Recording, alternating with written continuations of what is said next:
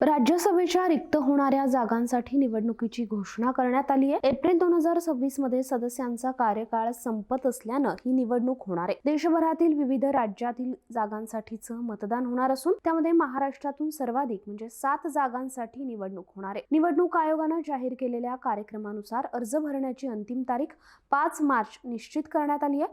त्यानंतर 6 मार्चला अर्जाची छाननी केली जाईल।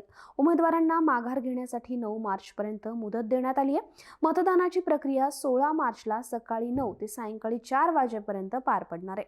त्याच दिवशी सायंकाळी 5 वाजल्यापासून मतमोजणी सुरू होणार असून निकाल त्यानंतर जाहीर केले जातील।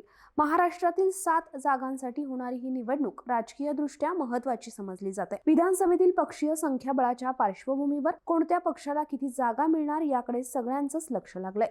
पुढील काही दिवसात उमेदवारी अर्जांमुळे राजकीय हालचालींना वेग येण्याचीही शक्यता आहे। महाराष्ट्रातून निवृत्त होणारे राज्यसभा सदस्य शरद पवार, रामदास आठवले, फौजिया खान, रजनी पाटील, प्रियंका चतुर्वेदी, धैर्यशील पाटील आणि भागवत कराड या नावांचा समावेश आहे।